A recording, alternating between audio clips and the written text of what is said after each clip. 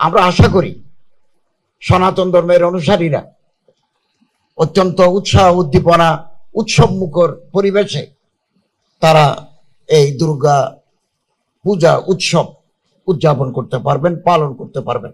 সারা বাংলাদেশে অত্যন্ত উৎসাহ উদ্দীপনা ধর্মীয় ভাব গাম্ভীর্য নিয়ে দুর্গা পূজা উদযাপনের প্রস্তুতি চলছে, একেবারে পূর্ণ উদ্যম।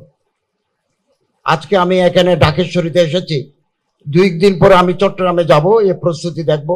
আমাদের উপদেষ্টা মণ্ডলের সদস্যগণ বিভিন্ন জায়গায় গিয়ে এই প্রস্তুতি তারা পরিদর্শন করছেন, অবলোকন করছেন, এবং সরকার, ধর্ম মন্ত্রণালয়, স্বরাষ্ট্র মন্ত্রণালয়ের সহযোগিতায় আমরা পুরো বাংলাদেশে জেলা প্রশাসক এবং পুলিশ অফিসারদের, এসপিদের, ল এনফোর্সিং এজেন্সিদের সহযোগিতায় যাতে নির্বিঘ্নে শান্তিপূর্ণ পরিবেশে দুর্গাপূজা উদযাপিত হয় সেই ব্যবস্থা আমরা গ্রহণ করেছি এবং একেবারে সার্বিক প্রস্তুতি আমরা নিয়েছি।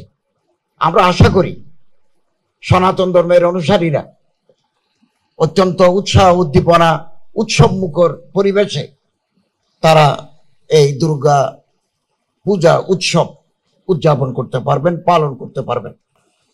এবছর আমাদের মাননীয় প্রধান উপদেষ্টা এই শারদীয় দুর্গা পূজা উপলক্ষে 4 কোটি টাকার একটা বরাদ্দ দিয়েছেন। আমরা পার্বতী চট্টগ্রাম মন্ত্রণালয়ের মাননীয় মন্ত্রীর উপদেষ্টার সহযোগিতায় আরো 1 কোটি টাকা নিয়েছি। মোট 5 কোটি টাকা এই দুর্গাপূজা উপলক্ষে আমরা বিভিন্ন মন্দিরে হিন্দু কল্যাণ ট্রাস্টের মাধ্যমে আমরা এগুলো বিতরণ করব। এবং বাংলাদেশের ইতিহাসে আগে কোনোদিন 5 কোটি টাকার বরাদ্দ আসেনি। 2 কোটি টাকা ছিল, একবার কি 2বার 3 কোটি ছিল, এবার আমরা 5 কোটি। এর বাইরেও ধর্ম মন্ত্রণালয়ের মাধ্যমে আমরা বাংলাদেশের বিভিন্ন জায়গায় একেবারে উপজেলা পর্যায়ে অসচ্ছল মন্দির এর সহায়তার জন্য আমরা গত বছরও অনুদান দিয়েছি, এবছরও আমরা অনুদান বিতরণ করব। এবং হিন্দু কল্যাণ ট্রাস্টের মাননীয় ভাইস চেয়ারম্যান শ্রী তপন কুমার মজুমদারের নেতৃত্বে আমরা আপনাদের পরামর্শক্রমে পূজা কমিটি, পূজা উদযাপন পরিষদ, আরো নেতৃবৃন্দের পরামর্শক্রমে তালিকা করে আমরা এগুলো পৌঁছে দেব।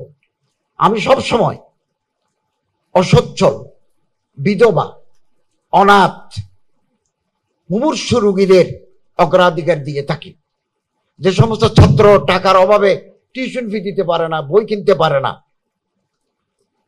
এই মানুষ কোন ধর্মের এটা আমাদের কাছে বিবেচ্য নয়, মানুষ এটাই আমাদের কাছে বড়। এবং আমি সবসময় এই বিধবা, অনাথ, অসচ্ছল স্টুডেন্ট যে ধর্মেরই হোক আমরা তার পাশে দাঁড়াই, এখনো দাঁড়িয়ে আছি তাদের পাশে, আগামী দিনেও আমরা দাঁড়িয়ে থাকবো, তাদের পাশে থাকবো। এবং আপনাদের সহযোগিতা চাই। এদেশ আমাদের সবার, বৈচিত্র্যের মাঝে ঐক্য, এটা আমরা বাস্তবে রূপ দিতে চাই। আমরা এই দেশে সবাই নাগরিক, এদেশে আমরা জন্মগ্রহণ করেছি, আমাদের দ্বিতীয় কোনো ঠিকানা নাই, আমাদের ঠিকানা বাংলাদেশ। আমরা একটা নিরাপদ আবাসস্থল হিসেবে বাংলাদেশকে গড়ে তুলতে চাই। এবং আপনারা জেনে খুশি হবেন, বাংলাদেশে 4 লাখ মসজিদ আছে। জুমার দিন খুতবা দেওয়া হয় আমাদের রীতি অনুযায়ী। খুতবার আগে প্রাক খুতবা 30 মিনিট 40 মিনিটে বক্তৃতা ইমাম সাহেব দেন।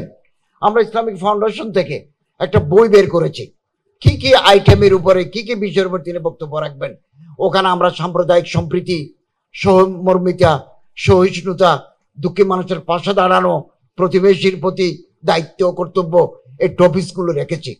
ফলে বাংলাদেশের সারা বছর প্রতি মাসে 4 বার করে ইমাম সাহেব এই টপিকসগুলো মুসল্লিদের শোনান।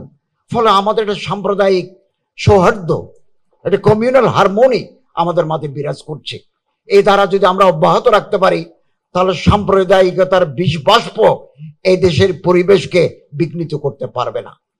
আমরা একসাথে স্কুলে যাই, একসাথে কলেজে যাই, একসাথে বিশ্ববিদ্যালয়ে পড়ি, একসাথে চাকরি করি, একসাথে বাজার করি, একসাথে আমাদের সমাজ রাষ্ট্রীয় জীবন পরিচালিত হয়।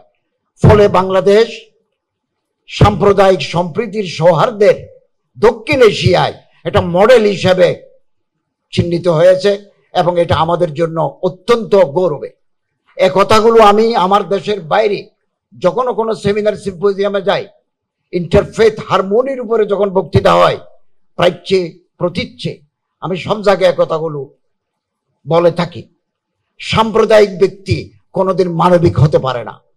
আমাদের যদি মানবিক হতে হয়, সাম্প্রদায়িকতার চেতনাকে আমাদেরকে বিলোপ করে দিতে হবে। আপনাদের প্রত্যেককে, এবং আপনারা যেন আরো খুশি হবেন, এই ঢাকেশ্বরী মন্দিরে আমরা একটা কমপ্লেক্স করার উদ্যোগ নিয়েছি এবং সেটা যাচাই বাছাইয়ের পর্যায়ে আছে, ফিজিবিলিটি স্টাডির পর্যায়ে আছে। এটা করে যত দ্রুত সম্ভব আমাদের মেয়াদ থাকতেই স্যারের নেতৃত্বে, আমাদের মাননীয় প্রধান উপদেষ্টার নেতৃত্বে এটা আমরা একনেকে অনুমোদনের জন্য পাঠাবো।